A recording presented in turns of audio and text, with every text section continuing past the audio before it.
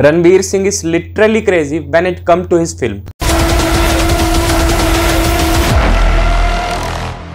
अभी रणवीर सिंह की फिल्म धुरंधर का फर्स्ट लुक रिलीज हुआ है, जिसके आने से कुछ ही घंटों पहले रणवीर सिंह ने अपना पूरा इंस्टाग्राम अकाउंट क्लीन कर दिया और अपनी सारी पोस्ट डिलीट करते हुए प्रोफाइल पर एक ब्लैक पिक्चर लगा दी। लेकिन इसके पीछे की वजह क्या है जो रणवीर सिंह ने इस पर्टिकुलर फिल्म के लिए अपना पूरा इंस्टाग्राम अकाउंट ही क्लीन कर दिया। दरअसल रणवीर सिंह ने 5 जुलाई को अपना पूरा इंस्टाग्राम क्लीन करते हुए एक स्टोरी लगाई थी जिसमें उन्होंने लिखा था 12-12 और इसके अगले ही दिन यानी 6 जुलाई को रणवीर सिंह का बर्थडे होता है, जब एग्जैक्टली 12:12 पर उनकी फिल्म का फर्स्ट लुक रिलीज होता है, जो कि देखने में काफी ज्यादा एनर्जेटिक और एक्साइटिंग है। इस फिल्म में रणवीर सिंह का खिलजी वाला लुक और रणबीर कपूर का एनिमल वाला एटीट्यूड दिखाई देता है। लेकिन उन्होंने अपनी फिल्म के लॉन्च के लिए जिस तरह से अपना पूरा इंस्टाग्राम अकाउंट ही क्लीन कर दिया, ऐसी पीआर तो सिर्फ रणवीर सिंह ही कर सकते हैं।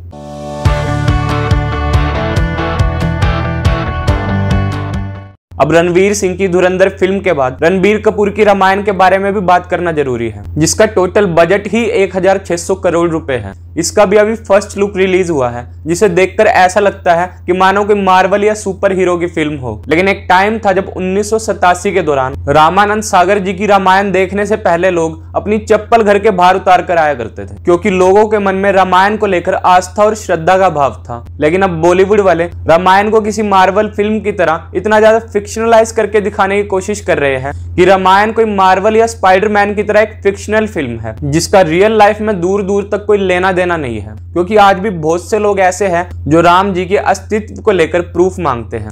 ऐसे में मुझे डर है कि यह फिल्म कहीं ऐसा बेंचमार्क न सेट कर दे कि जहां लोग रामायण के कैरेक्टर्स को सिर्फ एक फिक्शनल कैरेक्टर्स ना मानने लगे, क्योंकि रामायण कोई फिक्शनल कहानी नहीं बल्कि भारत का एक सच्चा इतिहास है। वैसे इस पर आप क्या सोचते हैं, कमेंट सेक्शन में जरूर बताना।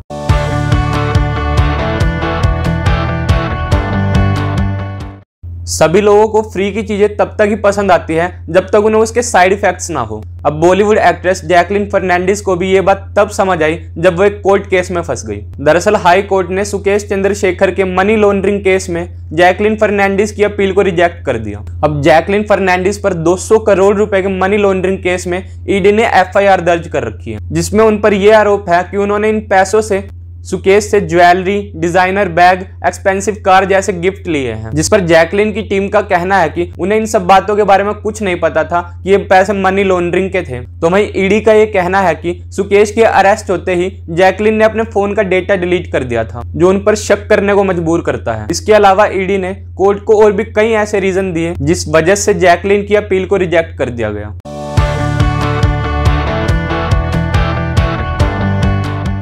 जैकलीन फर्नांडिस के बाद अब सैफ अली खान को 15,000 करोड़ रुपए का एक बड़ा झटका लगा है। दरअसल हाई कोर्ट ने सैफ अली खान की 15,000 करोड़ की एंसेस्टर प्रॉपर्टी को एनिमी प्रॉपर्टी डिक्लेयर कर दिया, जिसके चलते उनके हाथ से प्रॉपर्टी जाती नजर आ रही है।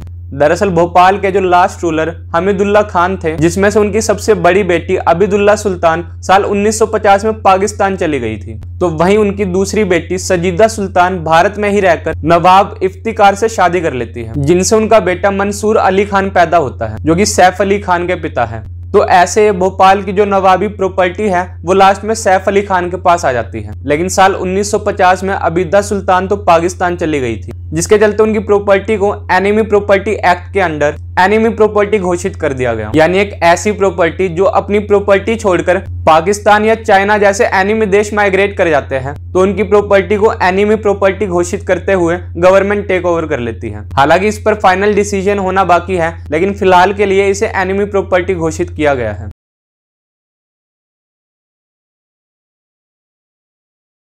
अब सीएम योगी आदित्यनाथ पर भी कोई बायोपिक बनने वाली है, क्योंकि इन दिनों ये चर्चा बड़ी तेजी से वायरल हो रही है कि एक्टर अनंत जोशी उत्तर प्रदेश के सीएम योगी आदित्यनाथ का किरदार निभाएंगे। वैसे अगर ये बात सच है तो योगी आदित्यनाथ की लाइफ स्टोरी भी किसी बॉलीवुड फिल्म से कम नहीं होगी, क्योंकि उन्होंने जिस तरह संन्यास लेकर पॉलिटिक्स में कदम रखा और कैसे इतनी मुश्किलों का सामना करते हुए सीएम की कुर्सी तक पहुंचे, वो अपने आप में ही काफी थ्रिलर स्टोरी की तरह है। बाकी ऐसे बॉलीवुड अपडेट्स के लिए डू सब्सक्राइब।